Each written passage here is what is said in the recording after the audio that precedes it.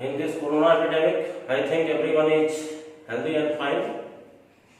Always use mask, sanitizer, and keep proper distance between two persons. It means at least 1 meter minimum distance you have to keep when you are talking to a person. Okay? So everyone is healthy and fine. So today come to the topic.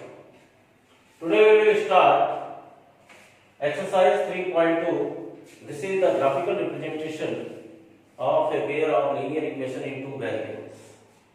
Okay, 3.1 also graphical representation, 3.2 also graphical representation, but here the main thing is how to compare a ratio. What is ratio? The question arises here, what is ratio? I have told you in a pair of linear equation in two variables, 2x plus 3y plus 6 is equal to 0. Suppose this is equation number 1 and 3x minus 5y plus 8 is equal to 0. This is equation number 2. Okay? So linear equation in two variables is in the form of ax plus by plus c is equal to 0 and second is again ax plus by plus c is equal to 0. So we write it what? a1x plus b1y plus c1 is equal to 0 and this is a2x plus b2y plus c2 is equal to 0. Okay? So a1x, see here, a1x, the number which is with x, that is the value of a1, that is a12. b1, the number which is with y, that is 3, so b1 is equal to 3, c1 is equal to 6. The first equation, in the first equation, you can find a1, b1 and c1. In the second equation, the number which is with x, that is a2, the number which is with y with the sign, that is b2, it means b2 is equal to minus 5 and this is c2, that is 8. Okay, now write here what is a1, 2, b1, 3, c1, 6. Okay, again a2, 3, b2, minus 5 and c2 is equal to 8. Clear? You can write a1, b1, c1 from equation number 1 and a2, b2, c2 from equation number 2. Now come, how to compare this? I have written here comparing of the ratio. What is ratio? When you are writing a1 upon a2, it means that is, what is a1? This is 2 by 3. Okay? b1 upon b2. What is b1? This is 3 and this is minus 5. And c1 upon c2. That is 6 upon 8. Okay? These are the ratio of a1 upon a2, b1 upon b2 and c1 upon c2. You can see here a1 upon a2, b1 upon b2 and c1 upon c2. This is the ratio of a1 a2, a1 upon a2, b1 upon b2 and c1 upon c2. Now, by this comparing of the ratio, you can find, without solving, you can find that what type of graphical representation this linear pair of linear equation has and what type of algebraical representation the pair of linear equation has.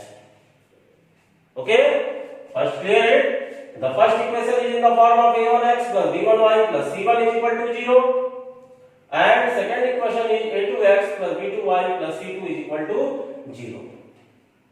For detail, you can see my previous video related to this exercise. Okay? Link is given in the last of the topic. So you have to see it from here, from these two equations you can find a1, b1, c1 and a2, b2 and c2. Now after it you have to find the ratio of A1 upon A2, then B1 upon B2, then C1 upon C2. Now see in this table. In this table clearly I have explained you that how can you find the ratio, how can you compare the ratio, and by this comparing how can you tell that the graphical representation of the given pair of linear equation and about the algebraical representation of given pair of linear equation. In last class, last video, I have told you three types of graphical representation are there. See here, number one, intersecting line. This is called intersecting line.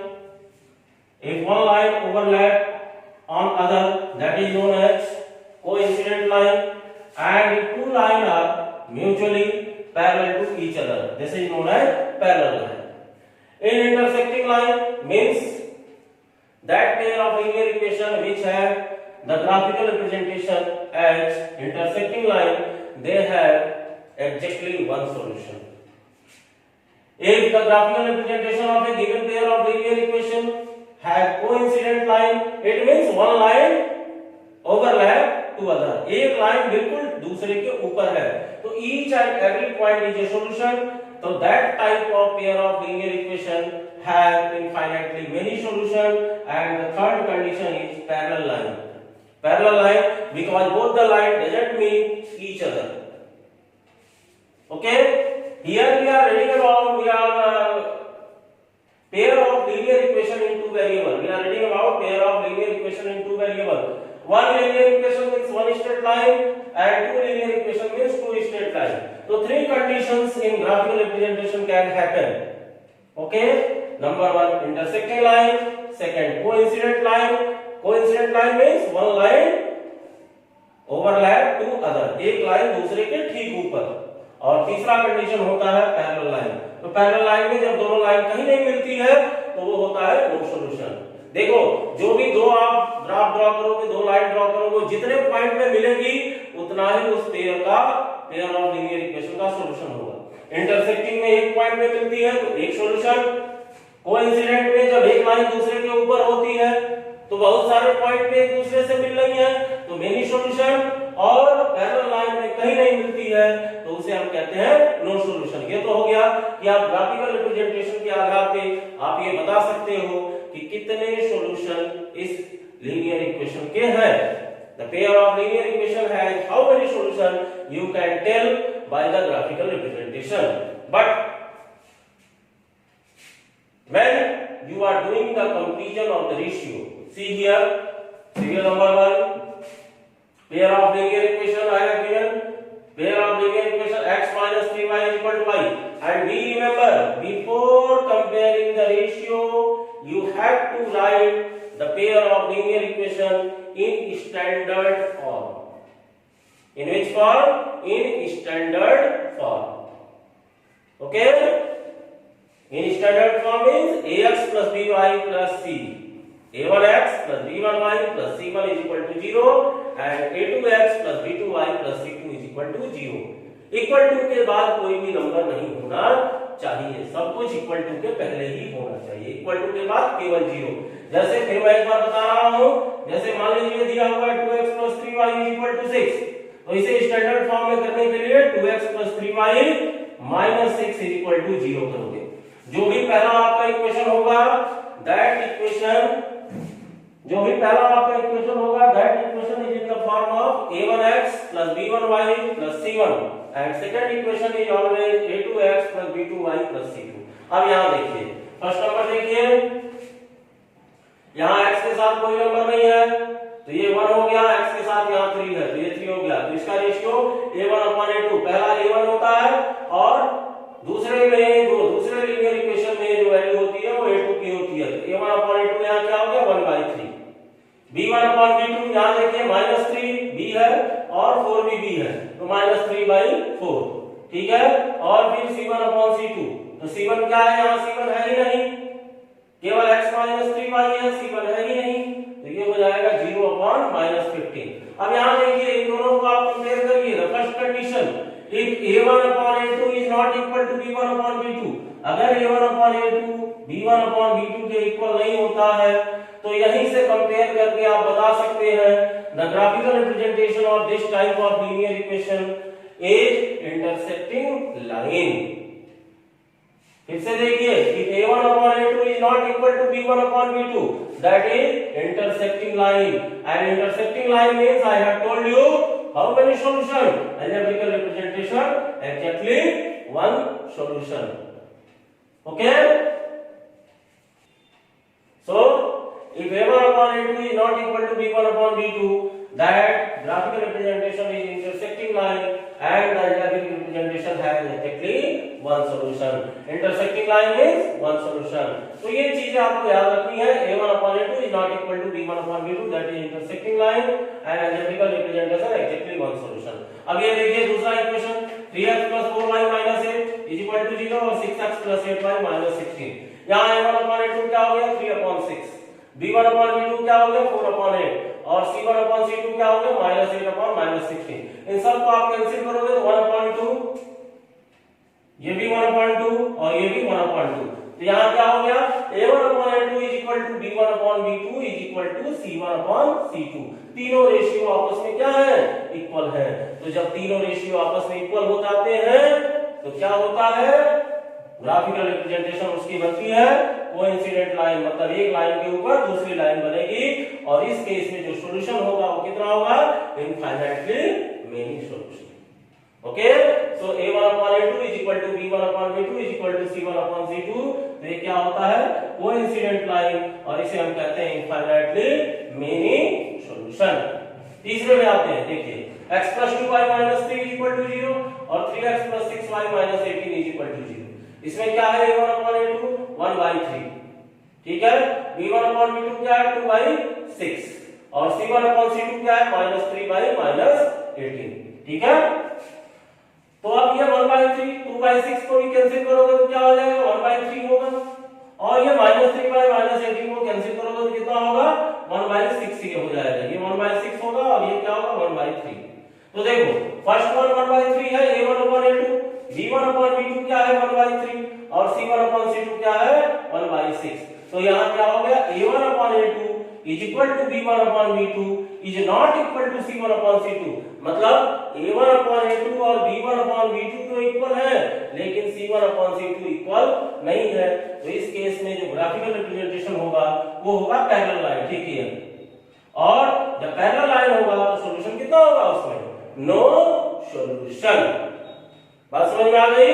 फिर से मैं repeat करता हूं, when you are comparing the ratio, यहां बिना graph draw किए बिना solution के आप बता सकते हो कि the pair of linear equation has which type of graphical representation and what is the condition of algebraical representation। तो तीन चीजें आपको याद रखनी है। if a1 upon a2 is not equal to b1 upon b2, that is intersecting line, one solution। if a1 upon a2 is equal to b1 upon b2 is equal to c1 upon c2, coincident line, infinitely many solution। and third one, a1 upon a2 is equal to b1 upon b2 is not equal to c1 upon c2, that is parallel line and no solution।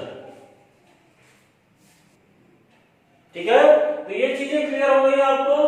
ये पूरा जो है table आपको अपनी copy में note करना है और ये लर्न कर लेना है कि a1 upon a2 is equal to b1 upon a not equal a1 upon a2 is not equal to b1 upon b2, then intersecting line, one solution। if a1 upon a2 is equal to b1 upon b2 is equal to c1 upon c2, that is coincident line, infinitely many solution। and if a1 upon a2 is equal to b1 upon b2 is not equal to c1 upon c2, that is parallel line and no solution। note down in the copy properly। अब next topic discuss करते हैं। Next topic है category of pair of linear equation in two variable, ठीक है, on the basis of solution. Pair of linear equation in two variable on the basis of solution। I have told you the pair of linear equation in two variable have three type of solution। number one solution, then many solution and then no solution। one solution means graphical representation intersecting line, many solution means graphical representation is coincident line and no solution graphical representation is parallel line. तो देखो consistent and inconsistent pair of linear equation in two variable दो category होती है। Consistent pair of linear equation में कौन-कौन से आते हैं? The pair of linear equation which have one solution and many solution. समझ गए? ऐसे पेयर ऑफ लीनियर इक्वेशन जिसमें एक सॉल्यूशन हो या मेनी सॉल्यूशन हो। अब ये पता कैसे करोगे? उसके लिए रेशियो को कंपेयर करोगे। If a1/a2 is not equal to b1/b2 तो ये हो जाएगा वन सॉल्यूशन। तो इस तरह का कोई भी इक्वेशन होगा तो वो कांस्टेंट में आएगा। And if a1/a2 is equal to b1/b2 is equal to c1/c2 इस तरह का कोई भी linear pair of linear equation हो तो वो भी कांस्टेंट में आएगा। ठीक है? और दूसरा होता है inconsistent pair of linear equation, no solution. मतलब कि पैरेलल लाइन अगर ग्राफिकल रिप्रेजेंटेशन हो या a1/a2 is equal to b1/b2 is not equal to c1/c2 हो तो आ जाता है किसमें? नो सॉल्यूशन में। बात समझ में आ गई? तो वन सॉल्यूशन और मेनी सॉल्यूशन ये किसके अंतर्गत आते हैं? ये constant pair of linear equation के अंतर्गत आते हैं। और जो नो सॉल्यूशन होता है वो इनकांस्टेंट पेयर ऑफ लीनियर इक्वेशन के अंतर्गत आते हैं। ग्राफिकल रिप्रेजेंटेशन अगर आपको दिया हो तो इंटरसेक्टिंग लाइन हो तो कांस्टेंट पेयर है, कोइंसिडेंट लाइन हो कांस्टेंट पेयर है, और पैरेलल लाइन हो तो इनकांस्टेंट पेयर ऑफ लीनियर इक्वेशन। अब ये जो मेनी सॉल्यूशन है कभी-कभी इसे गलत कैटेगरी दे दी जाती है, this is dependent pair of linear equation. मतलब the pair of linear equation which have many solution. ऐसा पेयर ऑफ लीनियर इक्वेशन जिसके कई सारे सॉल्यूशन हो, इनफाइनाइटली मेनी सॉल्यूशन, तो उसे हम dependent pair of linear equation भी कहते हैं। क्या कहते हैं? Dependent pair of linear equation. लेकिन मेन कैटेगरी इसकी क्या है? कांस्टेंट है। जिस पेयर ऑफ लीनियर इक्वेशन का एक भी सॉल्यूशन है तो हमारे पास तीन तरह के सॉल्यूशन है, एक सिंगल सॉल्यूशन, एक मेनी सॉल्यूशन और एक नो सॉल्यूशन। तो सिंगल और मेनी किसमें आ जाएंगे? कांस्टेंट पेयर में। और नो सॉल्यूशन किसमें आएगा? इनकांस्टेंट पेयर ऑफ लीनियर इक्वेशन। और मेनी सॉल्यूशन को dependent pair of linear equation भी कहा जाता। अब हम आते हैं एक्सरसाइज 3.2 में। First question is from the pair of linear equation in following problem, form the pair of linear equation in the following problem and find their solution graphically. तो first question is 10 student of class 10 took part in a mathematics quiz। Class 10 के 10 student हैं जिन्होंने mathematics quiz में participate किया। If the number of girls is 4 more than number of boys, find the number of boys and number of girls who took part in the quiz। तो total student कितने हैं? Total student है आपके 10। ठीक है? अब एक क्लास में क्या क्या कौन कौन होते हैं? या तो बॉयज होते हैं या तो गर्ल्स होते हैं। और स्टेटमेंट में लिखा भी गया है the number of girls is 4 more than number of boys. तो पहले आप क्या करोगे? Let the number of girls, let the number of girls आप लेट करोगे। क्या हो गया? क्वेश्चन नंबर 1 ये x हो गया। नंबर ऑफ बॉयज क्या हो गया? इक्वल टू y हो गया। ठीक है? टोटल स्टूडेंट कितने हैं? ये x और y को मिला के टोटल स्टूडेंट है। तो फर्स्ट इक्वेशन बना आपका x + y = 10। ठीक है? ये फर्स्ट इक्वेशन हो गया। उसके बाद दिया हुआ है the number of girls is, तो लड़कियां हो गई x, 4 more than number of boys. Boys कितने हो गए? y से लड़कियों की संख्या 4 अधिक है। तो अब इसको इक्वेशन बनाओगे तो क्या हो जाएगा? x - y = 4। ये आपका सेकंड इक्वेशन हो गया। ठीक है? अब इसका ग्राफ आपको ड्रॉ करना है। तो पहले फर्स्ट इक्वेशन लेते हैं x + y = 10। ठीक है? अब देखो x = क्या हो जाएगा? 10 - y। ठीक? अब यहां आप इसका बॉक्स बना लो,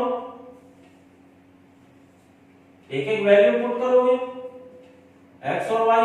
ग्राफ पेपर पे ही बनेगा, ग्राफ याद रखिएगा। ग्राफ पेपर पे बना के फिर उसको कॉपी में पेस्ट करिएगा। तो अगर आप y की वैल्यू 1 लेट करते हो तो x कितना हो जाएगा? 10 - 1 क्या हो जाएगा? 9। y की वैल्यू 2 लेट करो तो x क्या हो जाएगा? 8। y की वैल्यू 3 लेट करते हो तो x क्या हो जाएगा? 7। ठीक है? ठीक इसी तरह दूसरा है x - y = 4। ये हो जाएगा आपका x - y = 4। तो x = क्या हो गया? 4 + y। ये सेकेंड इक्वेशन है आपका। तो अब यहां भी बॉक्स बना लीजिए। क्या हो गया, x और y, y1 लेट करोगे तो x क्या हो जाएगा 5, y2 लेट करोगे तो x क्या हो जाएगा 4 to 6, हाँ, y3 लेट करोगे तो x क्या हो जाएगा 7। अब जब ग्राफ ड्रा करोगे आप तो यहां जो है x पे 1 2 3 4, ठीक है, और फिर ये -1 -2 -3 ऐसे कर लोगे। यहाँ 1 2 3 4 ये आपका y हो गया, ये x हो गया, ये x डैश हो गया, ये y डैश हो गया।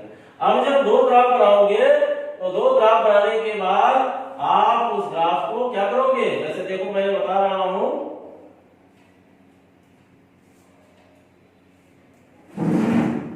आप यहां ध्यान दीजिए, यहां मैं बता रहा हूं इसको,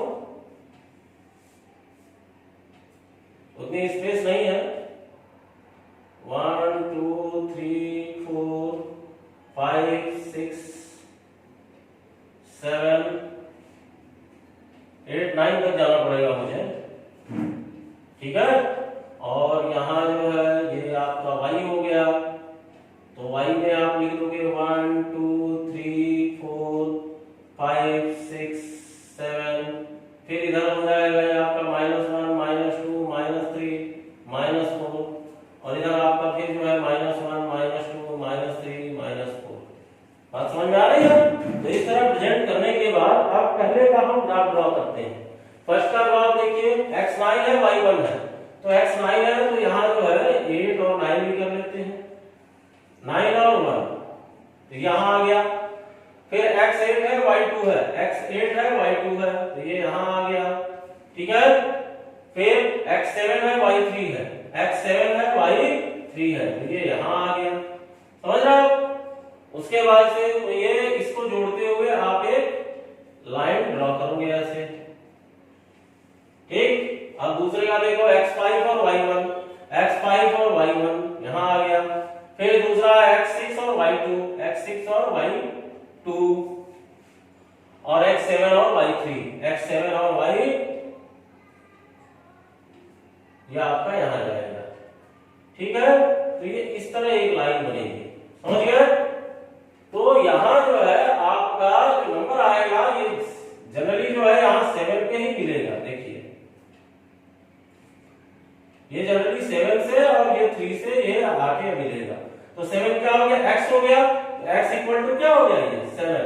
तो 7 हमने क्या लेट किया है, x क्या लेट किया है गर्ल्स, तो गर्ल्स कितनी हो गई 7 हो गई, और y कितना हो जाएगा आपका, y एक्सिस पे 3 से जा रहा है तो 3 हो गया, ये नंबर ऑफ बॉयज हो गया, समझ गए? तो ग्राफिकल रिप्रेजेंटेशन जब आप करोगे तो जिस पॉइंट में दोनों इंटरसेक्ट करेगी लाइन, उस पॉइंट से एक परपेंडिकुलर x पे ड्रॉ करोगे वो x की वैल्यू होगी, और एक परपेंडिकुलर y पे ड्रॉ करोगे तो y की वैल्यू होगी, ठीक है। अब देखो सेकंड नंबर क्वेश्चन है आपका, फर्स्ट का सेकंड, जिसका ग्राफिकल रिप्रेजेंटेशन करना है। 5 pencil and 7 pens together cost ₹50, whereas 7 pencil and 5 pen together cost 46. Find the cost of one pencil and that of one pen.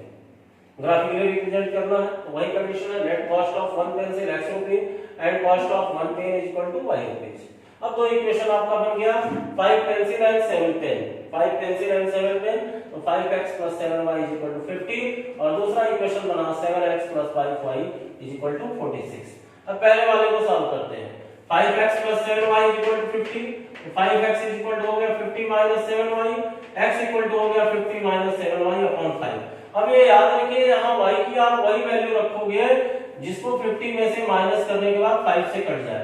यहाँ मैंने वैल्यू रखी है 3, ठीक है, सॉरी y की वैल्यू रखी है 5, तो 5 7 जा 35, 50 में से 35 माइनस होगा तो क्या हो जाएगा 15, तो 15 को 5 से डिवाइड करोगे 3 हो जाएगा। फिर y की वैल्यू 0 रखोगे तो 0 7 जा 0, 50 में से 0 माइनस होगा 50 होगा, 5 से डिवाइड करोगे तो 10 हो जाएगा, ठीक है। ये दो वैल्यू हमने निकाले हैं, आप एक वैल्यू और निकाल सकते हो।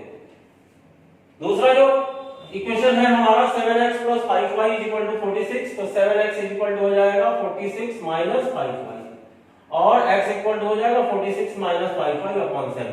यहाँ भी ये ध्यान देने की जरूरत है, यहाँ y की जो भी वैल्यू रखोगे याद रखना 46 के साथ सॉल्व करने के बाद ये 7 से डिवाइड हो जाए, जैसे y की वैल्यू यहाँ हमने 5 रखी है, तो 5 5 जा 25, तो 46 में से जब आप 25 माइनस करते हो तो क्या होगा, 21 होगा। वो 21 7 से डिवाइड हो जाता है, तो x की वैल्यू क्या हो जाएगी 3, और y की वैल्यू अगर हम 5 रखते हैं तो फिर y की वैल्यू -2 रखते हैं तो -2 यहाँ रखेंगे, -2 और -5/2 होगा तो +10 हो जाएगा।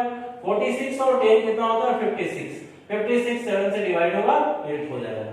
तो आप एक आध और वैल्यू निकाल सकते हो, और वैल्यू निकालने के बाद फिर उसका ग्राफिकल रिप्रेजेंटेशन करोगे, ठीक है। ग्राफिकल रिप्रेजेंटेशन करोगे तो किसी ना किसी पॉइंट पे दोनों क्या करेंगे, इंटरसेक्ट करेंगे, और इंटरसेक्ट करेंगे वहां से x एक्सिस पे एक परपेंडिकुलर ड्रॉ करोगे और y एक्सिस पे एक परपेंडिकुलर ड्रॉ करोगे, वही आपकी x और y की वैल्यू हो जाएगी।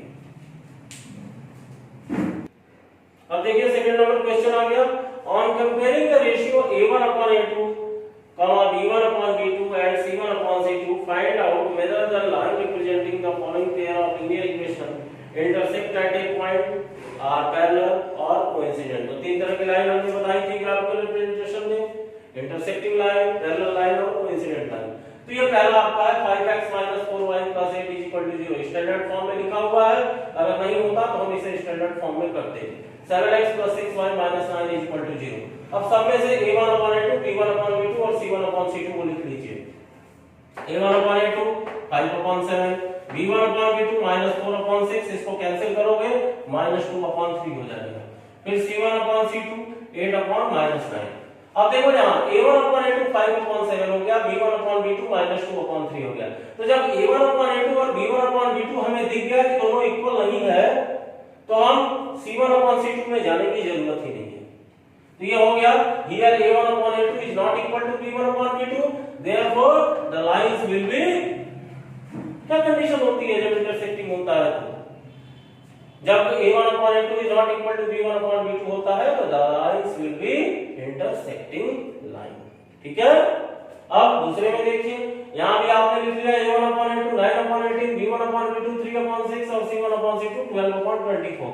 सबको कैंसिल करोगे 1/2 1/2 और 1/2 आ रहा है। तो here a1/a2 is equal to b1/b2 is equal to c1/c2। तो जब तीनों इक्वल हो तो क्या होता है, the lines are coincident। Now see question number third, 6x - 3y + 10 is equal to 0, 2x - y + 9 is equal to 0। इसमें भी वही लिखेंगे, a1/a2 6/2 हो जाएगा, कैंसिल करोगे 3/1, फिर b1/b2 तो ये क्या हो जाएगा -3/-1, कैंसिल करोगे माइनस कैंसिल हो जाएगा 3/1 हो जाएगा। और तीसरा है c1/c2 दैट इज 10/9। तो यहाँ देखो, आप देख सकते हो a1/a2 की वैल्यू 3/1 हो गई, b1/b2 भी 3/1 है, मतलब a1/a2 और b1/b2 क्या है, इक्वल है, लेकिन c1/c2 इक्वल नहीं है। यहाँ हम लिख देंगे here a1/a2 is equal to b1/b2 is not equal to c1/c2। therefore अब ये क्या कंडीशन है, अभी हमने बताया टेबल में a1/a2 is equal to b1/b2 is not equal to c1/c2, तो these lines are parallel to each other। Okay, उसके बाद से आते हैं क्वेश्चन नंबर थर्ड में दिया है, on comparing the ratio a1/a2, b1/b2 and c1/c2 find out whether the following pair of linear equations are consistent or inconsistent। अभी हमने बताया आपको कि consistent और inconsistent सॉल्यूशन के बेसिस पे दो कैटेगरी होती है सॉल्यूशंस की। pair of linear equation is divided into two categories on the basis of solution, one solution and infinitely many solution come in the category of consistent, और जिसका कोई solution नहीं होता वो इनकंसिस्टेंट में के कैटेगरी में आता है। तो यहाँ देखिए, पहला आपका थर्ड का फर्स्ट क्वेश्चन है 3x + 2y = 5। ये देखो स्टैंडर्ड फॉर्म में नहीं है, इक्वल टू के बाद 5 है, और दूसरा है 2x - 3y = 7। तो हम क्या करेंगे, पहले इसे स्टैंडर्ड फॉर्म में चेंज कर देंगे, 3x + 2y - 5 = 0 और ये 2x - 3y - 7 = 0। ये इक्वेशन नंबर 1 हो गया और ये इक्वेशन नंबर 2 हो गया। अब सब में a1/a2, b1/b2 और c1/c2 लिख लेंगे। a1/a2 3/2, b1/b2 2/-3 और c1/c2 -5/-7। तो क्या हो गया, यहाँ देखो a1/a2 b1/b2 इक्वल नहीं है, तो डायरेक्टली C1 अपॉन C2 पे जाने की हमें जरूरत ही नहीं है, ठीक है। तो A1 upon A2 is not equal to B1 upon B2, तो डायरेक्टली लिख देंगे। ये क्या है, ये कौन सी कंडीशन है, A1 upon A2 is not equal to B1 upon B2, one solution, exactly one solution. तो इसे हम लिख देंगे this pair of linear equation are constant, क्योंकि कांस्टेंट में वन सॉल्यूशन और मेनी सॉल्यूशन होते हैं, ठीक है। अब थर्ड का सेकंड देखिए, इसमें भी कांस्टेंट और इनकांस्टेंट पता करना है। तो ये 2x 3y 8 और 4x 6y 9। तो सबसे पहले हम इसे स्टैंडर्ड फॉर्म में चेंज करेंगे। 2x 3y 8 0 और 4x 6y और ये 9 इस साइड चला जाएगा, -9 0। अब सब में a1 upon a2 b1 upon b2 और c1 अपॉन c2 निकालते हैं। a1 अपॉन a2 क्या हो गया, 2/4, यहां देखो 2 है, यहां 4 है, 2/4 वैल्यू हो जाएगी 1/2। b1 b2 -3y -6, तो ये भी 1/2 हो जाएगा, माइनस माइनस कैंसिल और 3 1 जा 3 3 2 जा 6। c1 अपॉन c2 -8 अपॉन 9, ठीक है। यहां देखो a1 अपॉन a2 1/2 है और b1 अपॉन b2 भी 1/2 है। तो here a1 upon a2 is equal to b1 upon b2 and not equal to c1 upon c2। तो क्या कंडीशन किसकी होती है, ये कंडीशन होती है पैरेलल लाइन की, नो सॉल्यूशन। तो नो सॉल्यूशन किस कैटेगरी में आएगा, इनकांस्टेंट। तो यहां लिख देंगे this pair of linear equation is inconsistent, okay. Third number में देखिए 3/2x + 5/3y = 7 और 9x - 10y = 14। इसे भी स्टैंडर्ड फॉर्म में चेंज कर लेंगे। 3/2x + 5/3y - 7 = 0 और 9x - 10y - 14 = 0। ये सेकंड नंबर हो गया, ये फर्स्ट और ये सेकंड। अब a1 अपॉन a2 तो क्या हो जाएगा, ये 3/2 ये a1 हो गया और अपॉन 9/1, ठीक है। अब इसे जब सॉल्व करोगे 3/2 ये डिवाइड है 9/1 तो इनटू हो जाएगा 1/9, 3 3 जा 9, तो ये हो गया 1/6। फिर इसी तरह b1 अपॉन b2 को सॉल्व करोगे तो 5/3 देखो अपॉन -10/1, तो ये भी उल्टा हो जाएगा क्योंकि ये डिवाइड है, तो -1/10, 5 2 जा 10, ये हो जाएगा -1/6। c1 अपॉन c2 आपका कितना हो गया, -7/14 1/2। अब यहां देखो a1 अपॉन a2 1/6 आ रहा है और b1 अपॉन b2 -1/6 आ रहा है, ठीक है। वैल्यू तो दोनों की इक्वल है लेकिन साइन दोनों की इक्वल नहीं है, तो यहां लिख देंगे here a1 upon a2 is not equal to b1 upon b2, therefore this pair of equation is constant. मतलब कि नॉट इक्वल है, मतलब एक सॉल्यूशन है। देखो साइन भी सेम आनी चाहिए, वैल्यू भी सेम आनी चाहिए। तो ये a1 upon a2 is not equal to b1 upon b2, तो ये हो गया constant pair of linear equation. Now come to question number 4, third fourth. This is 5x minus 3y is equal to 11 and minus 10x plus 6y is equal to minus 22. इसे भी standard form में पहले करेंगे। तो 5x minus 3y minus 11, ये 11 इस side जाएगा, is equal to 0, ये आपका फर्स्ट इक्वेशन हो गया। और minus 10x plus 6y और ये minus 22 इस साइड आएगा, plus 22 is equal to 0। अब a1 upon a2 को कंपेरिजन करिए, 5 upon minus 10 होगा, ठीक है। जो आप स्टैंडर्ड फॉर्म में लिख रहे हैं उसी से वैल्यू लिखेंगे। 5 upon -10 तो क्या हो गया, 5 1 जा 5 5 2 जा 10, ये -1 ने ऊपर कर दिया -1/2, ठीक। इसी तरह b1 upon b2 ये हो गया -3/6 -3/6 ये भी हो गया -1/2 और c1 upon c2 ये हो गया -11/22 ये भी हो गया -1/2। तो देखो a1 upon a2 की वैल्यू -1/2, b1 by b2 की भी वैल्यू -1/2 और c1 by c2 की भी वैल्यू -1/2। यहाँ क्या हो जाएगा, here a1 upon a2 is equal to b1 upon b2 is equal to c1 upon c2। तो ये क्या है, कोइंसिडेंट लाइन है, मेनी सॉल्यूशन है। तो मेनी सॉल्यूशन किस कैटेगरी में आएगा, हैं? मेनी सॉल्यूशन आएगा कांस्टेंट की कैटेगरी में। तो दिस इक्वेशंस आर कांस्टेंट। अब अगला लास्ट का है थर्ड का, फिर 4/3x plus 2/2y is equal to 8 और 2x plus 3y is equal to 12। इसे भी हम स्टैंडर्ड फॉर्म में करेंगे। 4/3x plus 2y minus 8 is equal to 0 और 2x plus 3y minus 12, ये 12 इस साइड जाएगा, is equal to 0। ये फर्स्ट इक्वेशन हो गया और ये सेकंड इक्वेशन हो गया। अब a1 by a2 को कंपेयर करोगे तो 4/3 upon 2/1, ठीक है। ये डिवाइड है तो यहाँ इनटू हो जाएगा, तो 2 से 4 कैंसिल हुआ 2 टाइम्स में, तो 2/3 इसकी वैल्यू आ गई। b1 by b2 ये 2 by 3 ऑलरेडी है ही, और c1 by c2 minus 8 upon minus 12 ये भी 2 by 3 हो जाएगा, 4 2 जाएगा, 4 3 जा 12, minus minus cancel. Again here a1 upon a2 is equal to b1 upon b2 is equal to c1 upon c2. ठीक है, ये भी क्या हो गया, coincident line, many solution.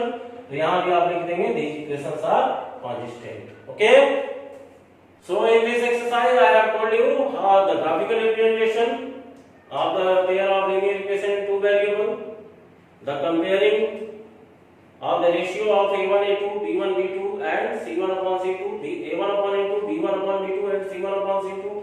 On the basis of comparison I have told you which pair of linear equation have infinitely have exactly one solution, graphical representation intersecting line. Which pair of linear equation have infinitely many solution, graphical representation coincident line. And which pair of linear equation has no solution and graphical representation is parallel line. Again I have also told you the consistent pair of linear equation and inconsistent. Consistent means the pair of linear equation which have one solution and many solution, that is come in the category of consistent pair of linear equation, and those who have no solution that come in the category of inconsistent pair of linear equation. The pair of linear equation which have many solution is also known as dependent pair of linear equation. Okay, so from this exercise 3.2 you have to solve question number 1 in graph paper, question number 2 and 3 which I have explained here, and the table which I have made. This table is given in your book. You can see in this table a1 upon a2 is not equal to b1 upon b2. The graphical representation will be intersecting line and algebraical representation will be exactly one solution. Second is a1 upon a2 is equal to b1 upon b2 is equal to c1 upon c2. This will be coincident line and the algebraical representation has infinitely many solutions. The third one is a1 upon a2 is equal to b1 upon b2 is not equal to c1 upon c2. The graphical representation is parallel line and algebraical representation is no solution. This total table you have to draw on your notebook properly and you have to fair it. Comparison of a1 upon a2, b1 upon b2, c1 upon c2 with example, graphical representation and algebraical representation. This table you have to draw on your notebook. Okay, so thank you for today. Stay safe, stay healthy, always use mask, use sanitizer,